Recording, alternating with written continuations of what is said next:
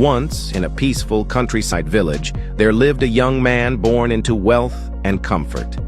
His father was a respected and wealthy man, but tragedy struck early. He passed away when his son was still a boy.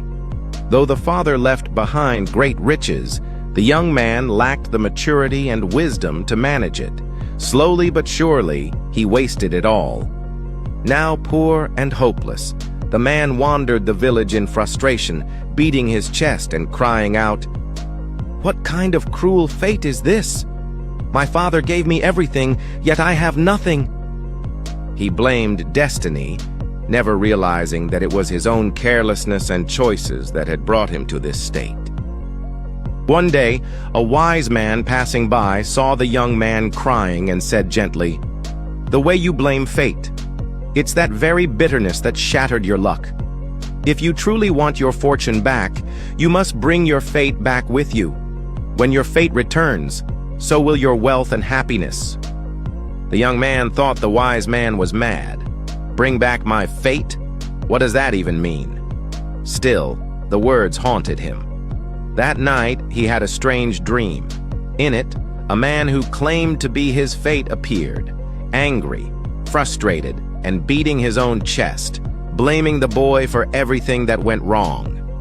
He woke up with a start and realized something profound. My fate exists, and it has left me. The dream left him with a strange clarity. His fate must live far away, perhaps atop the great mountain he'd always heard stories about. Determined to fix his life, he decided to find his fate and bring it back. So he set off on a long journey. As he walked through forests and fields, he came upon a hill where a sick, weak lion lay under a tree. The lion looked up and said, "Don't worry, I won't harm you. I'm too weak, but tell me, where are you going?" "I'm climbing that mountain," the young man replied. "My fate lives there. I'm going to bring it back so I can be happy again." The lion said, "If you find your fate, please ask it something for me. I've been unwell for years and can't figure out the cure. If you find the answer, I'll reward you." The boy agreed and continued on. Not long after, he came across a beautiful garden by a stream. A gardener was tending to the plants. The boy washed his hands and picked a fruit, but it was bitter. Every fruit on every tree was the same. Beautiful on the outside, bitter inside. The gardener sighed. "Everyone who comes here complains. I water them, care for them, and still, every fruit is bitter. If you're going to meet your fate, could you ask why this is happening? If you find an answer, I'll reward you." The young man nodded and moved forward. As he neared the mountain, he saw a magnificent palace nestled near its base. Inside was a stunning young woman, surrounded by wealth, but her eyes were lifeless. She was blind. "Where are you going?" she asked. He replied, "To the mountain, to bring back my fate."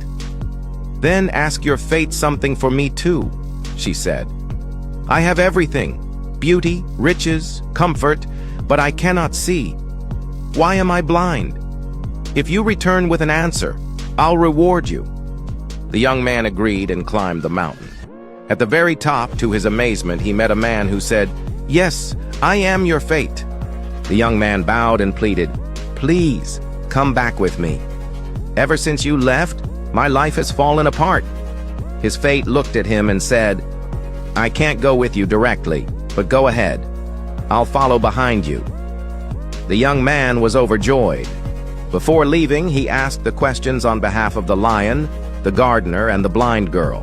Fate answered them all. Thanking his fate, the young man rushed down the mountain, thrilled that everything was about to change. He first returned to the palace, then to the gardener, and at last he met with Lion again.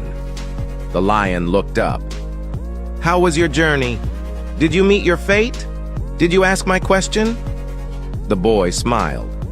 "Yes, I met my fate, and I got answers for everyone. First, I asked about the beautiful blind girl. My fate said her eyes will open when she marries the right man. She offered to marry me. She said, 'You'll have all my wealth, all my property, and me.' but I refused. She's rich and beautiful, but my fate is coming behind me. I'll get more than that." The lion raised an eyebrow, surprised. The boy continued, "Then I met the gardener. His fruits were bitter.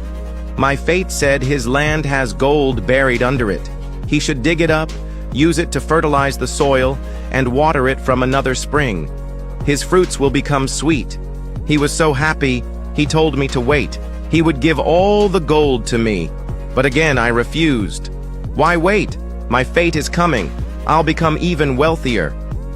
Now the lion was even more surprised. "You left behind a rich woman, a palace, and gold? All because you believe your fate is coming behind you?" The boy laughed proudly. "Exactly." The lion took a deep breath. "So, what did your fate say about me?" The boy replied, "My fate said you will become young and powerful again if you eat the head of the most foolish person you find."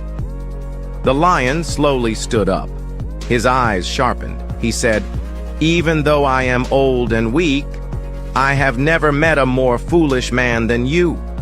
The boy's smile faded. The lion growled, "You rejected wealth, love, and gold, all because of blind hope. When will I ever find a more foolish meal than you?" And with all his remaining strength, the lion attacked the boy and ate him. Moral of the story: don't ignore real blessings today for imaginary promises tomorrow. Sometimes fate doesn't come the way we imagine. It shows up dressed as opportunity, love, or help from others. But in chasing what's uncertain and far ahead, we often walk past the very gifts meant for us. The boy was so obsessed with the idea of his fate coming behind him, he failed to recognize it had already arrived, in the form of a loving partner, buried treasure, and a second chance at life. In the end, it wasn't fate that failed him. It was his own foolishness, his inability to recognize when fate had already knocked. Life rewards those who have the wisdom to see what's in front of them. If you think the boy was foolish to ignore his real blessings, then comment, "I won't miss opportunities," and share this story with your friends.